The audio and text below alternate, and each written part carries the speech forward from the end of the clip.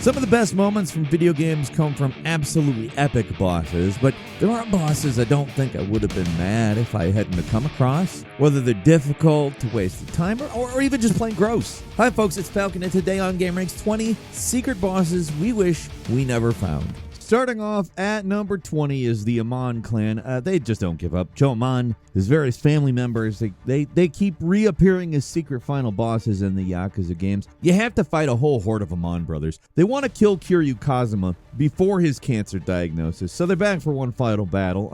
The brothers are found at the bottom of the Yokohama Underground EX dungeon, and Joe Amon actually appears much earlier in the game as an unbeatable boss. But just one Amon isn't that scary. You'll need to fight 4 of them at the same time in this secret fight, and that's easily the toughest boss battle in the game. One ultimate assassin isn't enough, because this isn't a brawler anymore. You can't rely on brawler tactics to cheese your way to victory. Instead, you have to deal with a constant barrage of damage on all your characters and time all your guards perfectly. You're all This is no way to fight.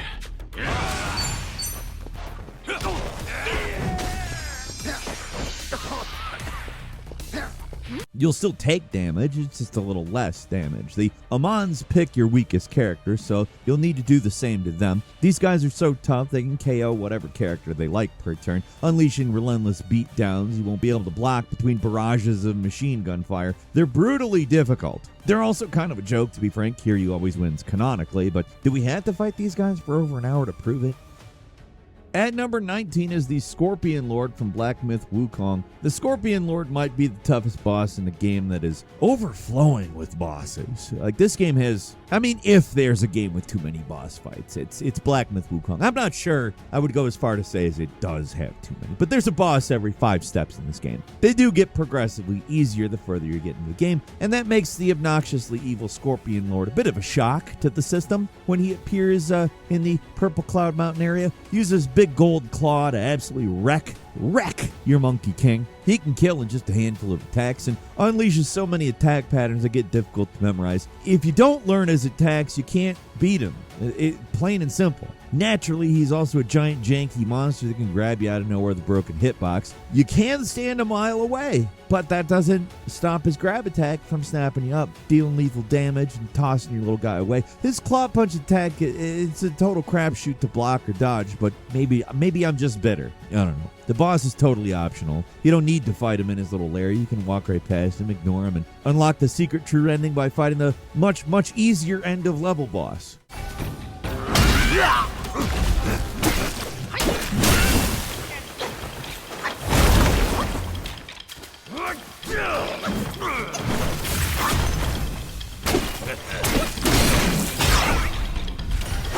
And number 18 is Culex 3D from the Super Mario RPG remake. When we were tiny babies, beating Culex in Super Mario RPG was a rite of passage. Nintendo must have known that, because the original Culex, like everything else in Super Mario RPG, is really easy. The remake on Nintendo Switch, however, changes all that by adding a new series of post-game bosses to the mix, and these guys are legitimately hard. It isn't enough to time your guards so you take less damage. Instead, you have to use a technique that's almost like a secret in the old game, Perfect Guard. The newer remake adds better visual cues that make Perfect Guards easier, but they also make this difficult to time trick required. Almost all the post-game bosses can defeat Mario and his friends in a single hit. Culex 3D, same. After defeating all the post-game bosses and beating up Culex in his hidden room, there's a second souped-up version of the boss, no longer trapped in 2D. This Culex is fully 3D, and joined by 4 crystals that bombard your party with status effects, attacks, other problems, just stuff. There's a lot. Culex himself attacks multiple times per turn and unleashes insta-death spells on your entire party. You'll have to guard against that one, or you'll be knocked out of this very long fight. Sometimes you'll perform that attack multiple times in a turn. Yeah, honestly, it's for the best, because that spell that randomly inflicts every status ailment all the time is way worse. Yeah, the insta-death one's better. You heard me. There's also some cruel mechanics, like his meteor spell that always leave your party members with 1 HP, only if they're fully healed, might I add. If they're missing even a single health point, it's game over. Why are we making the baby game this difficult?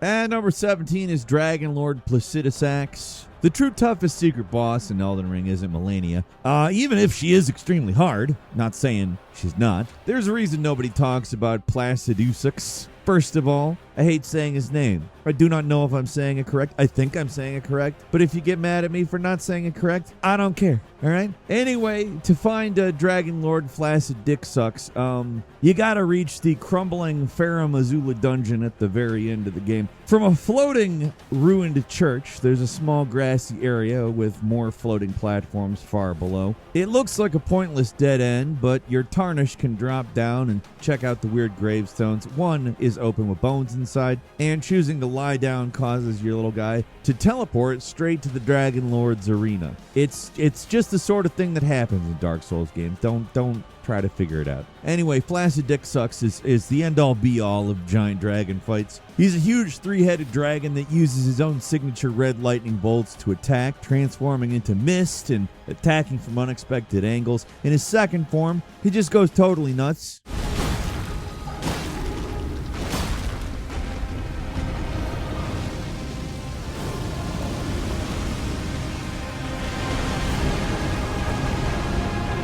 Throws random lightning bolts, mist, storm clouds, and whatever else it can summon and take you down. It's a grueling boss fight, one of the most grueling in the entire series, and a true test of your willingness to suffer. We found the boss, so we have to fight it. That's I guess, the rules. There's no other way. And number 16 is the Valkyrie Queen Na. The Valkyries are back in God of War Ragnarok.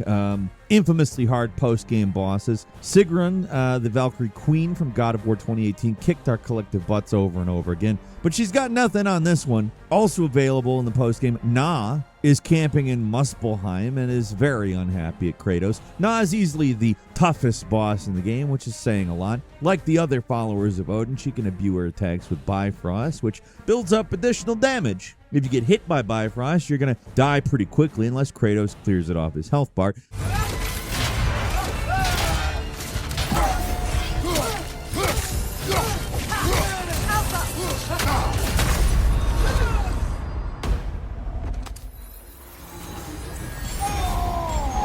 She has a wide range of combos and attacks that need to be countered, blocked, or dodged as well. Haha, fun, right? Her grapple attack can kill Kratos instantly if he doesn't have enough health. She can also fly into the skip and slam down several times. If you don't want to get bonked, you gotta dodge. What else is there to say about this? But she's Sigrun from the first game on steroids. So just keep attacking, dodging, and parrying your attacks until you're worn down. And of course, we had to beat her. Unlike most of the bosses on this list, she's actually not too difficult to find, but the fight itself is optional for a reason. Even if you turn the difficulty down, it's not much easier. You gotta tap into your Kratos energy and go full old school God of War on this one. At number 15 is Eliana, the Starved from Lords of the Fallen, a game that isn't good enough to have a boss this hard. And the second attempt at making a true Dark Souls equal misses the mark in a lot of ways. It does capture the essence of Dark Souls in one very specific way. You have to completely screw yourself over to get one of its endings. If you want to fight the hardest boss in the game, you got to sacrifice a bunch of your NPC friends, including the blacksmith that lets you upgrade weapons. So yeah, say goodbye to getting stronger or even leveling up, because you have to kill your Firekeeper equivalent too. If you're not careful, following the path to fight Eliana, the Starved, can permanently trap you in an unwinnable scenario. We don't see that much in video games, but it's here. She's so freaking tough too. It's easy to imagine a world where the player has to reset their entire 50-hour run from beginning to take this one on. What makes this demonic boss truly heinous?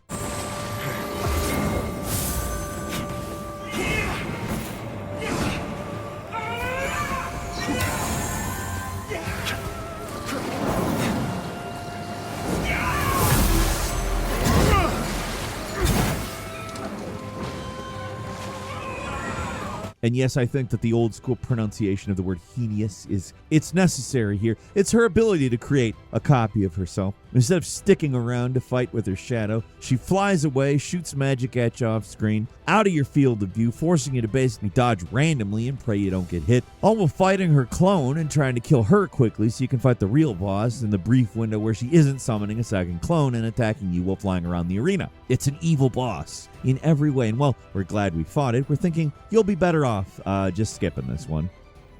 At number 14 is Emil in Nier Automata. Most heartbreaking boss on this list. This weird-faced monster boy from the original Nier returns as a helpful NPC vendor in Nier Automata, but doesn't do much else in the story. He's a little guy, he's kind of ugly, and it's kind of cute to that kind of ugly. Obviously, fans of the first game are going to be hyper seeing him, you know? Oh, wow, he's kicking around after being transformed into being a liquid weapon, or a living weapon, not a liquid one. Oh, that might be cool, too. Didn't happen.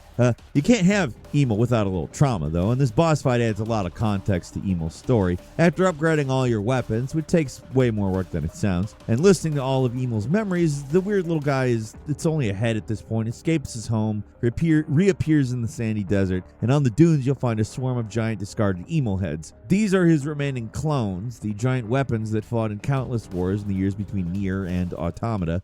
Magical elements have a high probability of penetrating all defense systems. Proposal: evade. It's not that easy, you dumbass! The clones have all lost Emil's original personality, brutally attacking anything and everything. They link together into a bizarre centipede, doesn't matter how much you attack them. Only the original Emil can deal with them. The fight isn't that tough for how many times you'll need to play through the story just to reach him. The worst part is that Emil and his little vendor song are permanently gone after this boss fight.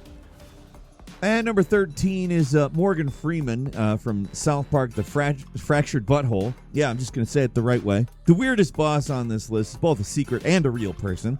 Morgan Freeman is a secret boss in The Fractured Butthole, and you can only fight him by tempting fate. You'll find Mr. Freeman and his silky voice in the taco shop. He'll even warn you, don't mess with the Almighty. Kicking him 3 times begins the toughest battle in the game, though. Look, if you can do something in a video game, we're going to do it, whether it's a good idea or not. It's not a good idea. Our man has 9,999 HP in an epic boss theme.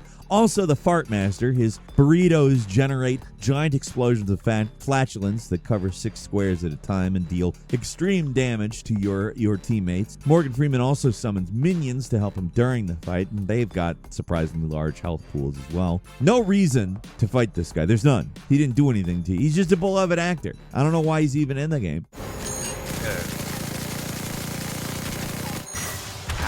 Just watch the collateral damage. You hear me, new kid? They're barely even trying to impersonate his voice. I mean, a lot of that is the charm of Matt Stone and Trey Parker. They kind of don't care a lot if the person sounds exactly like the person. But yeah, we never even knew about this boss fight. After finding out, we had to waste hours of our lives defeating him, though. At number 12 is Sans from Undertale, one of the most infamously difficult bosses in indie games. A funny little skeleton guy. Isn't just an interesting visual, he's also got one of the best tracks in Undertale. The Megalovania boss music is it's probably the most iconic of the game. And it's all for a hidden boss most players are never going to fight on their own. Good reason, too. To fight Sans in Undertale, you have to go up against everything in the game. It all tells you something, and you have to ignore all of it. You have to ignore it, play it like a standard RPG, kill all the enemies, collect weapons. Instead of making friends with everyone like you're supposed to do in the game, you got to take the creepypasta route, kill the friendly monsters. It kind of sucks. It feels bad to do, in all honesty. And Sans is the real final boss of this path. Normally, you'll never battle the lazy Sans in a boss fight. He's a comic relief character, but he'll unleash his hidden power to stop your murdering butt. Yep, your butt murders. Anyway, this boss fight slaps you in the face and launches a barrage of difficult-to-dodge attacks at the player. Bumps up the tempo considerably, and well, if you're not good at bullet hell, I don't know what you're gonna do here. There's a lot of bullet hell. If you don't know how to dodge his very first attack, you're crushed right at the start, and he keeps breaking the rules, dodging all your attacks and putting you in little auto-scrolling platformer stages. That's all before the real battle begins, too. If you refuse his last offer, he'll rapidly scroll through different attacks mid-sequence, flashing the screen black before moving into a different pattern before you even know what's going on. It's a boss fight you're not really meant to win. It's possible, plenty of players have done it, but the results are so cursed, I don't know why you'd want to. Moving on to number 11, the Sphinx in Dragon's Dogma 2. Nothing is simple in this game. The Sphinx is a hidden monster found deep in the mountains. Even finding his hiding spot's not easy, forcing you to trek through a haunted castle, a weird underground mine, and a breakable wall to finally stumble into its shrine. The Sphinx does exactly what the mythological creature would do and gives you 10 riddles to solve, each riddle more absurd than the previous. The last riddle shows you an NPC and asks you to find that NPC somewhere in the world. Not easy when every NPC has a unique look and there's hundreds of them with no easy way of fast travel. That's pretty devious, but actually fighting the Sphinx is more so. After solving all the riddles, you still don't get the giant key for the supersized gold chest in the final Sphinx location. To get that key, you gotta defeat the Sphinx. And if you go about it in the wrong way, you're going to lose your chance forever. You see, you can't simply attack the Sphinx anywhere on its body. Attacking the human parts will cause the Sphinx to just leave. It'll fly away, and it'll never come back. That's it. You're done. The only way to defeat the Sphinx is by attacking the wings or the animal hind legs. Basically, you can only attack the parts that aren't human. Unless you pay very close attention to every mural in the game, you'll never know this, and you'll probably ruin your chances at the biggest treasure in Dragon's Dogma 2. He's a boss we didn't know we could fight, and when we found out, it took too long to figure out the secret. And number 10, it's Ogdo Bogdo or Ogdo Bog. Who cares? And then he's Spawn from Jedi Survivor. The biggest troll in recent video game history has got to be this game. Not the game itself, but this crap. Located in an enemy fortress, collecting a certain treasure leads to a drop into a pit where the spawn of Ogdo Boss, a big frog alien that's returning from the previous Star Wars Jedi game. Ogdo was one of the first bosses in the original game. Giant pain in the butt thanks to his weird hitbox in his tiny arena. Spawn of Ogdo, just as bad.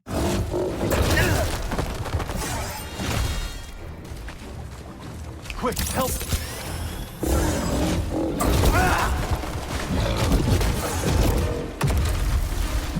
I need something, buddy. Might actually even be worse. The developers took all the criticism of that boss and, well, did the Titus laugh from Final Fantasy X. They dumped unsuspecting players into a rematch against genuinely the worst boss in the game, and it goes from bad to worse. Defeating the spawn of Ogdo leads to another hidden boss, a memory you can access in your main village that transports you into a boss arena with spawn of Ogdo and his awful dad. So that's two terrible bosses for the price of one. It's definitely the most hidden boss in Jedi Survivor, and it's made specifically to trigger us, I think. Trying to make us angry, and it's working.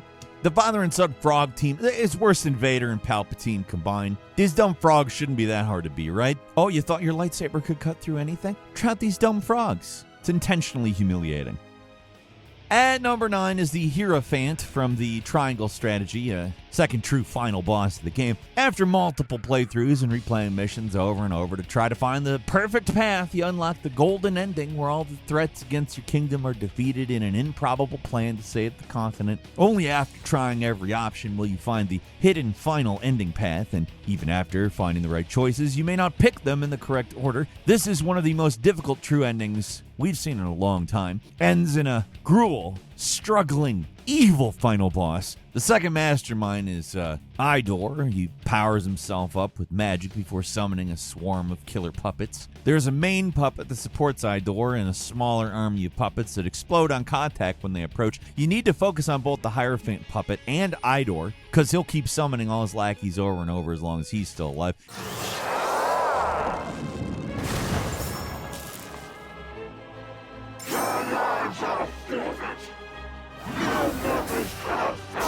I leave it to you. It's the most difficult fight in the game and truly a monstrous opponent. Before this point in the story, you don't fight anything stranger than a knight flying a tiny dragon. Now you're battling godlike viziers and magically infused minions. It's a big change from everything else we've seen up till this point, and it takes literally dozens of extra gameplay hours to reach, even after you finish the game once. Enjoy your reward for all the hard work. A really difficult boss fight. More hard work. Moving on to number 8, it's the Shadow Blood Queen from Final Fantasy VII Rebirth. Too bad you can't level up when you're up against the Shadow Blood Queen. The final match of the surprisingly long and involved card game quest is the mythical queen herself. And if you have, if you don't have luck on your side. I think you've already lost this match. Yeah, a card game match is the closest thing to an ultimate battle you'll find in Rebirth. The Shadowblood Queen is so unfair, so overwhelmingly powerful with her broken card setup. There's just no simple way to counter her. All the rules of the game go out the window when you're fighting her. She gains +3 power for every enfeebled card on the table. She doesn't have to weaken your cards either. She plays legendary cards and weakens herself, gaining power by multiplying all the bad status effects. If you don't have a deck built to counter these tricks, there's nothing you can do. Just rip your hair out, scream into a pillow, then rebuild your deck from scratch and start over.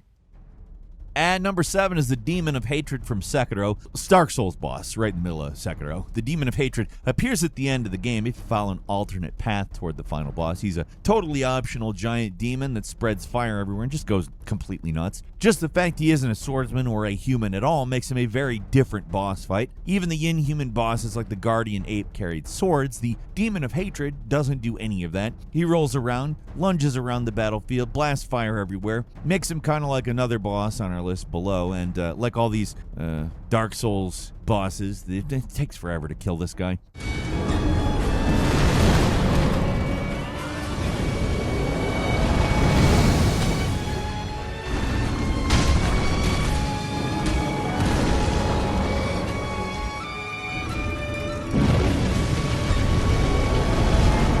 You'll need to wait for rare openings to even attack him, and don't try blocking the waves of fire he puts out. He's such a pain in the butt, but players learned a trick that could kill him instantly, and the trick still hasn't been patched out of the game. By climbing an unbreakable tower in the area and hopping onto the nearby wall, which you're not meant to reach, you can lure the Demon of Hatred off a ledge and to his own death. It's a totally optional boss that really doesn't give you a reward for beating it, and yet we're tempted to cheat to kill it anyway. And number 6 is the Great One from Lunacid. The weirdest secret boss on this list probably comes from this game. It's a weirdo indie title that emulates pre-Dark Souls hardcore RPGs like King's Field. You have to fall down a deep rabbit hole to find the hidden Great One boss fight. By following cryptic instructions and watching weird VHS tape and then finding every magic spell in the game, you'll alter the normal ending and battle the Great One instead of simply reawakening it. On the surface of the moon, you'll equip a sword and slash to the timing of the music. Yeah.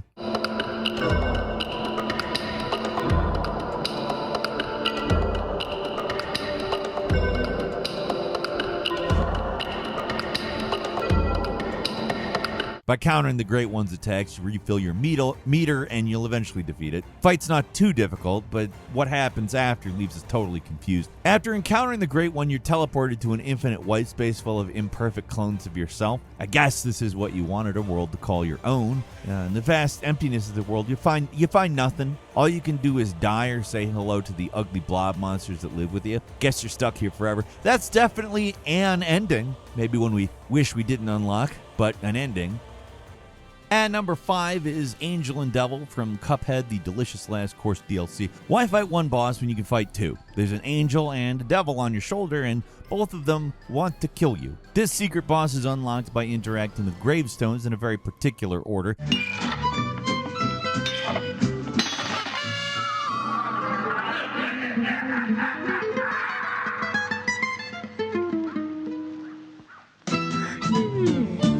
And in the fight, you'll notice it's as gruelingly difficult as any other Cuphead boss, except you had to fight both personifications of the afterlife as they attempt to drag you kicking and screaming into their domain.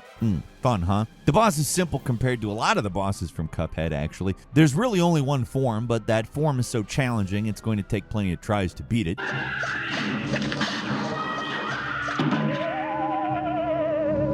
You'll battle in the palm of the claymation skeleton as both creatures keep attacking, swinging sides and swapping attacks unpredictably. It's one of the tougher boss fights in the game, and a nice little bonus for anyone willing to go the extra mile for the secret bonus boss. The puzzle's actually the real challenge here, and seeing as there's really nothing like this in the normal Cuphead island, we're impressed that anyone found these guys.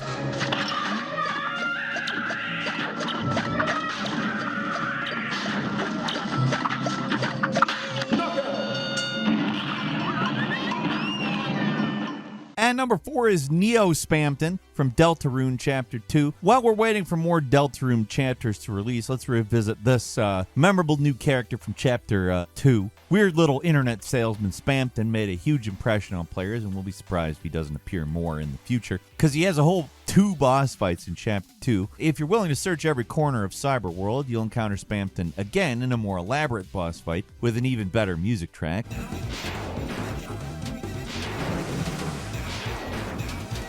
He's not as difficult as Sans, but he is a big problem for normal players. During this fight, he throws all your characters onto a roller coaster, and you'll unlock the ability to shoot with your heart. Instead of just dodging attacks, the boss becomes a literal bullet hell as you shoot back at Neo Spamton and aim for his constantly moving weak spot. The shooting mechanic adds an extra layer to an already advanced boss fight. It's the memorable music that makes us wish that we never found him, though. We had this boss theme stuck in our heads for weeks.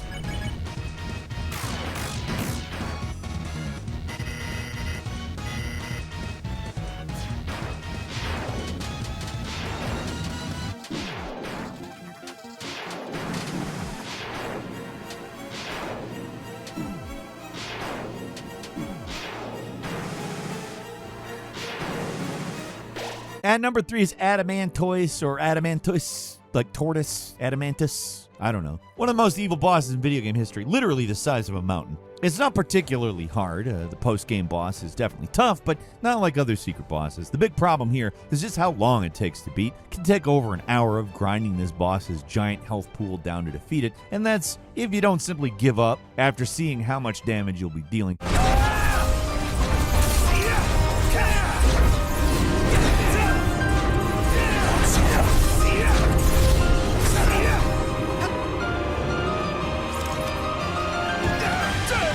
The Adamantoise is an infamous giant turtle creature found in the Final Fantasy XV post-game, and it's supremely weird. It's not impressive like Gilgamesh or a fan-favorite monster. It's just a big dumb turtle. It takes forever to beat, and it feels like you're the butt of a joke. Of course, there's easier ways to beat it. If you don't look up tricks, you're trapped in final boss fight purgatory.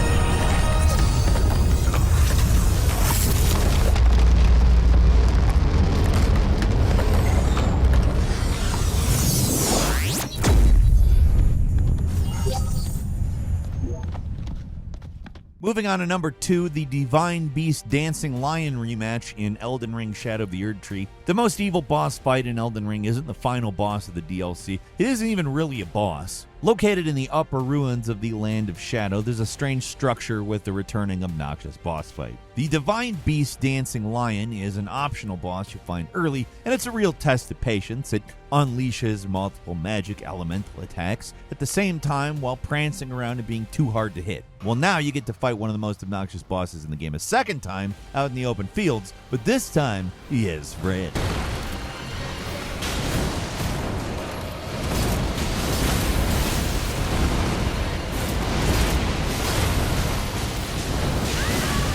If you fight the Divine Beast Dancing Lion for too long, you'll trigger an ambush of basilisks. A swarm of creatures will drop all around you in the middle of the arena and immediately unleash clouds of lingering death blight, which one of the most dangerous status effects in Elden Ring. The weird Dancing Lion boss fight also here spreads death blight, which kills the player instantly if the meter fills up. While this boss is much, much easier than the first encounter, the added death blight and all the basilisks flip the odds against you a bit. Now, this thing is not on its own much more difficult, but as a encounter, much more difficult to beat. You basically have a random chance whether you survive the initial ambush, and if you don't see it coming, you're dead instantly. This is another boss we couldn't let go. It's one of the most evil bosses in the series. At least if you die quick, and you can try again, but no.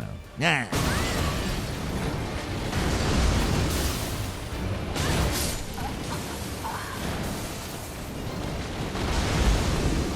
And finally, it's number 1, Galdera from Octopath Traveler 2, a game designed to tap into the optimization center of your video game brain. You're meant to combine abilities in the most broken ways until it feels like you're cheating. And when you think you're cheating, has gone as far as it can go. You'll unlock a new job class and even more broken abilities. And you're going to need all those synergies because the secret boss that we're talking about here, it's one of the hardest things in video game history. Galdera is an evil god, sealed away in an ancient ruin and only accessible after about 100 hours or more of gameplay.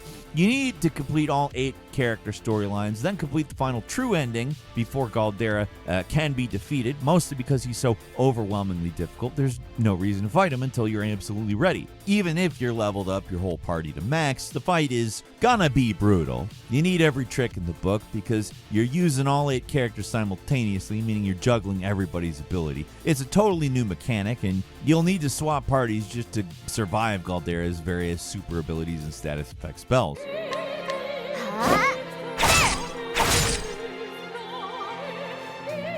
I'm just getting warmed up.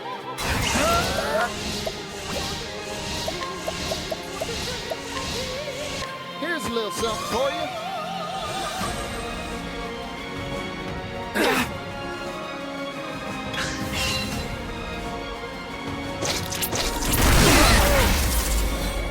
This guy's just a huge pain in the butt to fight. Even the most experienced players are going to need specific strategies and builds to take him down. You're going to need to reconfigure your entire party just to fight him. And even after hours of painstaking work, it might not be enough to beat him. Galdera is the ultimate secret boss in modern video games. Square Enix brutalized us on this one. Some big bosses just aren't worth the damage to our psyches.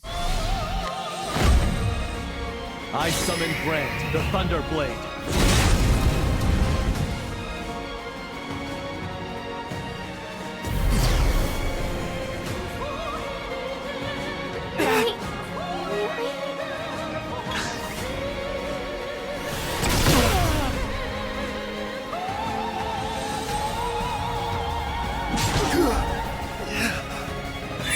Never doubted for a second.